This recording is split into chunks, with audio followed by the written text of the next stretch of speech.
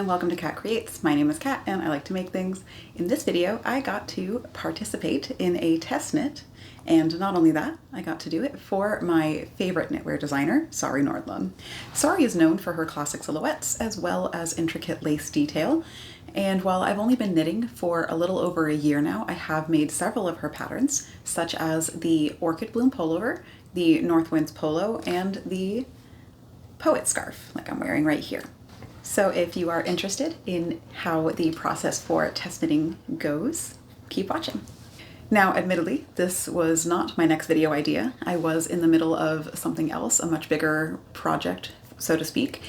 But when I got called to do the test knit, it is a much more time-sensitive matter. So I did have to put that project on hold and work on this one. So that's why there is a bit of a delay in between my last video and this one. But if you are interested in 3 tops that I made for the summer, then be sure to subscribe because that video should be done in the next few weeks. Now, I discovered I was selected for the test knit when a random Google Drive was sent to me from a name I did not recognize. But upon further inspection, when I checked the email that it was attached to, as well as opening some of the files in the drive itself, I found out that it was the test knit for the Girls Weekend Tee by Sari Nordlund. It just turns out that Sari herself does not run her own test knits, or at least not this one. So I read through the docs in the Google Drive and began planning.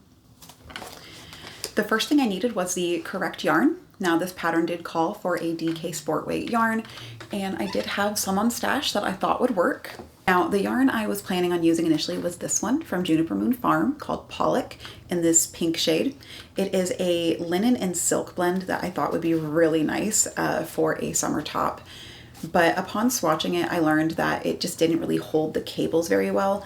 So I needed to start over in my planning. And at the time of starting this project, I was not in any kind of position for any kind of luxury yarn or really just any yarn that wasn't from Michaels. So that's where I went. Now, hopefully your local Michaels has a few more options, but for me, the only yarn in the correct weight that I could find that was a natural fiber, which was really important to me, was the Loops and Threads Silky Soft Rayon from Bamboo. I got this in the shade Boysenberry. It is a very silky yarn, and as you can see, it worked up quite nicely, I would say. I was initially quite concerned that this wouldn't work because of the cable details on the shirt. So, of course, the first thing I had to do was my gauge swatch. Now, I have knitted several of Sari's patterns before, like I said, and I am familiar that my gauge is usually not the same as hers. The pattern called for a 3.5mm needle, and most of her patterns will call for that. But for me, I know I usually hit gauge on a 4mm. However, because this is a test knit, I wanted to do my due diligence and try it in the initial size first. So I did just that. I did knit it in the 3.5mm, and even before blocking it, I already knew it wasn't going to work. So I immediately went and cast it on a swatch in the 4mm needle. I did a wet block for both of those swatches, and lo and behold, as I suspected, the 4mm needles did indeed hit gauge. So here I am making the first gauge swatch. Again, I was using the Loops and Threads Silky Soft Rayon from Bamboo.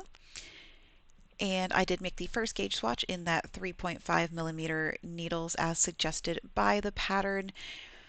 And I did have footage of me making the second swatch using the 4mm needles, as well as blocking both of them, but somehow that footage got corrupted and I no longer have it.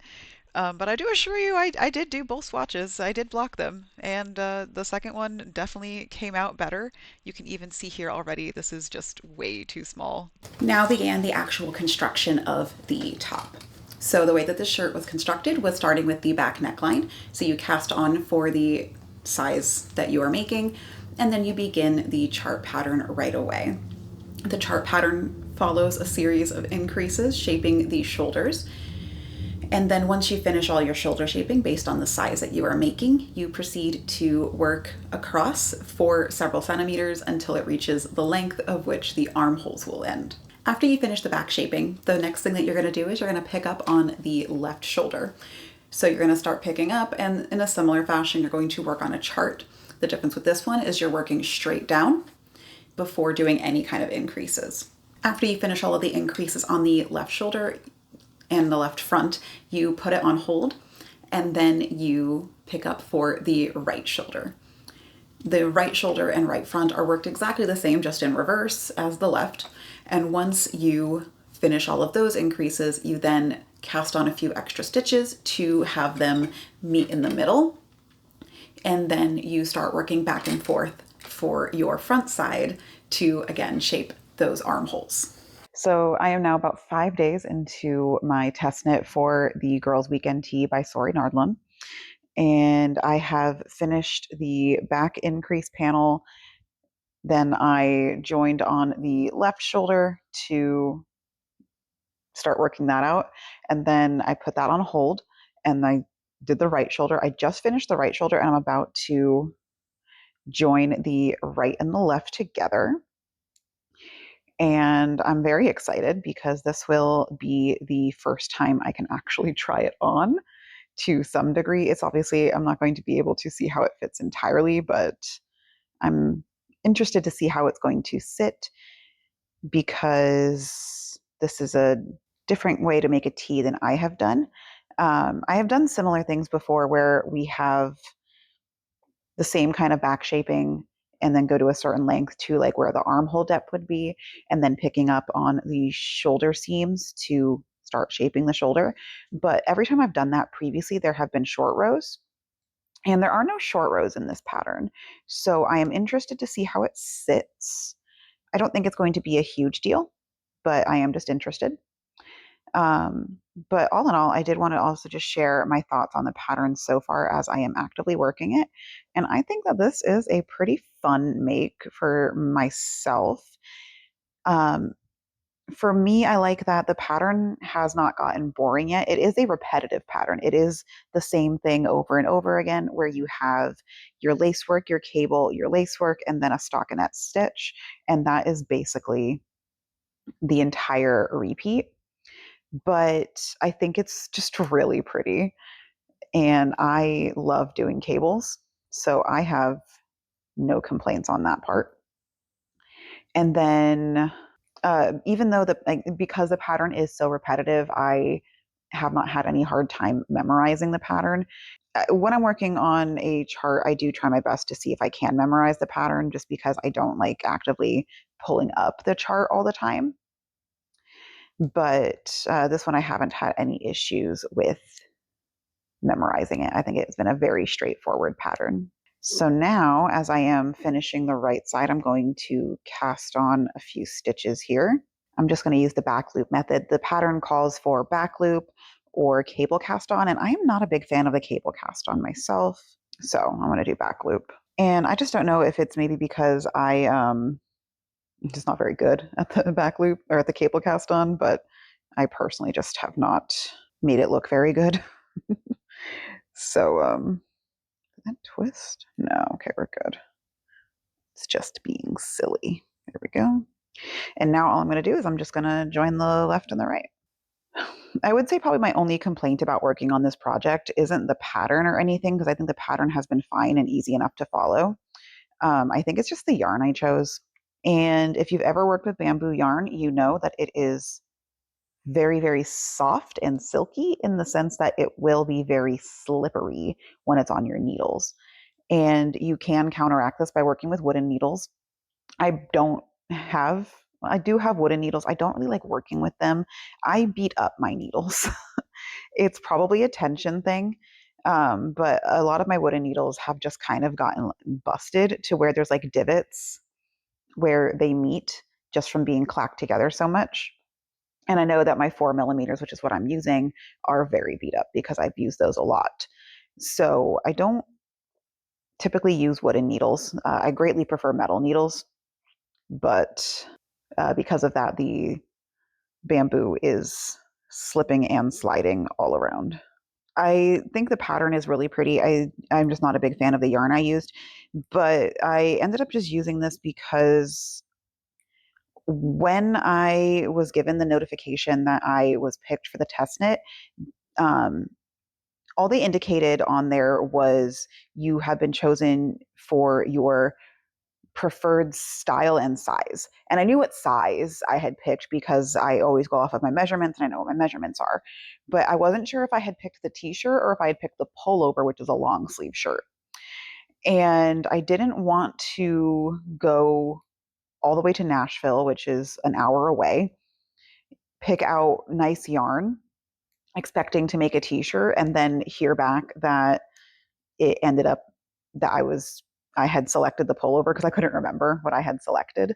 I did send a follow-up email and I got a reply within a day saying I had picked the t-shirt. So very excited about that. But on the off chance that I had selected the pullover for whatever reason, um, I wanted to make sure I could get more yarn in an accessible place. So this was from Michael's. Anyway, I have finished combining the left and the right. And I probably should do a couple of rows to solidify those cast on that I just did, but I'm not going to. I was about to slip this on over my head, but I have my mic on, so let me do this with my mic off, and I will show you how that's looking. All right, I zoomed us out a bit, brought us up, put this on, holding the mic now, sorry. But this is really nice. I'll show you the back. But I think this is really pretty. The color I'm not mad at. It's definitely not a color I typically pick. I typically strive for more pastel colors or muted tones, but I think this is a pretty little berry color. It is called boysenberry, um, but it's pretty, and I don't think it looks that bad on my skin tone, so I'm not mad about it. But the pattern is really cute.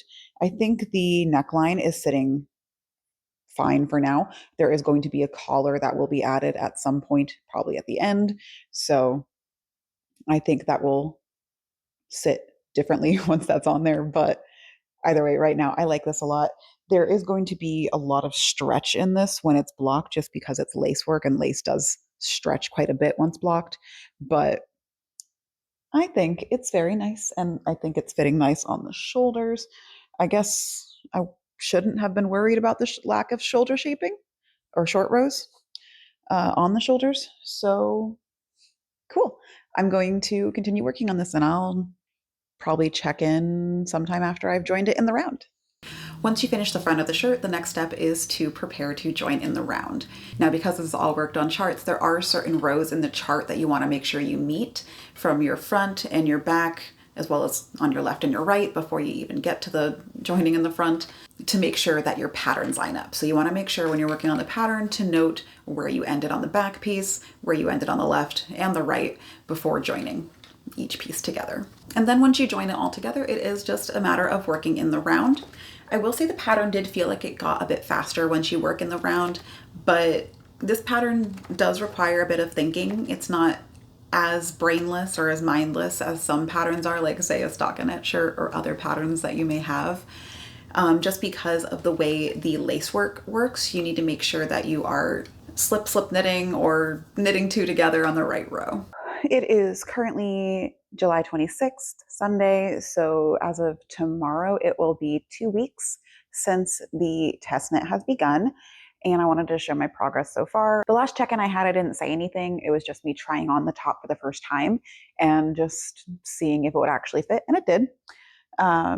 So here she is currently. Done quite a bit of work over the past couple of days. Um, so if I remember correctly, the pattern said I need to go 32 centimeters measuring from the underarm down to the work. If I stretch it slightly, it's about 22 to 24 centimeters long. So I've got about 8 to 10 centimeters left of the pattern before switching to the smaller needles where I do a rib for the hem. I will estimate that this will probably take me about another 3 to 5 days to finishing it, just the body portion, just based on my current speed. And if the same trends happen over the next week where I take like a day off or so, because this is a lot of the same pattern over and over again. I am very excited about this pattern still. I think it is very pretty. I would say my only real complaint about the pattern is just how much space there is with the lacework itself. So I know once I block it, it's going to stretch even more, both width and length. And with it already being quite gappy with the lacework here, I know there's going to be even more gaps when it's stretched a little bit more. So for my comfort level personally, I know I would probably end up wearing like a tank top underneath this, just so I'm not showing as much skin. But I can also see this being incredibly comfortable in the weather that I have been getting, where it is like 100 degrees with humidity, because this yarn is very, very cool feeling. Like if you've worked with wool before, you'll know that it gets really warm as you're working with it. It like, it absorbs your body heat. Cotton, I wouldn't say gets warm, but it definitely doesn't stay cool. It just kind of keeps your temperature, helps moderate your temperature. I don't know. I'm not a scientist, but I will say every time I'm holding this doesn't really get warm. It just stays cool feeling, and it feels very silky and lightweight. So I am very excited to have this in my wardrobe once it's done. I would say I think I'm a little bored of the color at this point. I was excited to try something different, but maybe it's just because I've been staring at it every single day for hours at a time that maybe I'm just like second guessing this berry purple and wondering if this is even the right color for me. It's just very different from what I normally work with, just a lot of cool tones. I work with a lot of blues and greens, mostly green. So for me, this is very different. But I think once it's done and once it's no longer something I'm looking at every single day, I will like it again. But here it is so far. I am very excited about it. Like I said, tomorrow marks the 2 week mark. I believe I still have like 3 weeks to finish it, but I'm the kind of person that really just wants something done when I'm told to do it. So I finish things as quickly as possible. And also because I have another video I was working on that I had to put on pause to work on this test knit that I was very grateful to be picked for, but it did kind of hinder my filming schedule that I had planned out, where I was about halfway done filming another video, and I have now had to put that on hold to work on this. Not complaining, just kind of just talking out loud about that. But that is, one of the downsides of the test knit is that I'm very honored to be picked for it. I'm very happy that I'm finally chosen, and this has been a really fun experience so far. But it does kind of mess with my plans a bit that I had personally, since I do have to finish this before a certain date. But that's a me problem. That's the check-in so far. I'll stop rambling on this one. I will check in a few days once I finish the body. Once your body reaches the length that you desire, or about 3 centimeters shy of that, you're going to switch to the smaller needles. The pattern did call for a 3 millimeter, but for me, because I did size up, I did go down to a 3.5 millimeter instead. And you're just going to do a knit one, purl one rib going across for the desired length. I don't remember what bind off she suggested to use, but I know it wasn't the Italian bind off, but that is what I ended up doing just because it's a bind off I'm comfortable with and I like how it looks. So I did do an Italian bind off on that one. The next step after finishing the body is to do the sleeves, and the sleeves go by significantly faster, as they usually do, than the body, but it is the exact same chart. So you're going to do the same pattern repeated just a lot less times. You're going to do that for just a few centimeters, I think about 10 if I remember correctly, before doing the same thing, switching to your smaller needles and doing a knit one, purl one rib and binding off. And then finally we have the neckband. Again, done a very similar way, but you're going to pick up your stitches along the neckline, starting from the right corner of the back of the neck. You're going to cast on your stitches as directed, and then you're going to do a knit one, purl one rib. Now, for me, I did make a mistake and I picked up my stitches on the wrong side. So I have this little seam here along the collar. Personally, I like it, so I'm not mad I made that mistake, but In Sari's pattern, you are supposed to pick it up from the front, so that way the seam isn't there, it would be on the inside. And then again, you just knit that to length and bind off. After that was just weaving in the ends and blocking. All in all, I feel like this pattern was pretty simple construction wise. The detail is really just in the pattern that is presented here with all the lace and the cables. I like cables. I was really itching to make a cable knit top anyway, so I'm very happy I was picked for this pattern in particular because I did get to do some cabling. I will express a little bit of disappointment here in that I did not get to work with Sari at all. Now, I don't know how it is for other test knits. This is my first time doing a test knit, but it felt very hands-off for a lot of it from the people who were running it. As I said, I was contacted by someone else. I think it's like her assistant or at least someone who volunteered to do the test knit run for her. And I have no complaints about her. I barely got to speak to her. I did send one email just confirming the size that I was making, and I did get a reply back within a day, so it was a weight off my shoulders once I did hear back. But I have heard of other people doing test knits with like maybe smaller or more indie designers who actually check in with their people throughout the process. For me, it just felt like here's the pattern and go. I did get to make one correction on the pattern, or one suggestion on the pattern, in that when you start the pattern and you do the back neckline, the very first cast on, it tells you to put locking stitch markers on the ends there, just so you can know where you're going to start picking up for your shoulders. And then later on in the pattern, it says to work until there is 10 centimeters from the locking stitch marker. And the only locking stitch marker that was mentioned was the ones from cast on, but me being a more or less slightly knowledgeable person who has made many knitting patterns knew that there probably should have been another one mentioned at the end of the increases. So if you get the pattern and you see that in there, I did that. I said that. Otherwise, the pattern itself was very well written already, so it didn't need any suggestions. But there was no check-in period from Sari or from the person hosting it. It was just a very hands-off experience. It was here's the pattern. If you find anything that you need added, suggest it on the Word doc for the pattern and have fun. So this isn't a complaint per se. It is just kind of a little bit of a disappointment. I was really hoping that I'm making a top for my favorite designer. I really love her patterns. I think her pattern writing is very good. And I was really looking forward to a chance to work with her, but it just didn't end up being the case. There you have it. That was my experience being a test knitter for Sari Nordlund's pattern, the Girls Weekend Tee.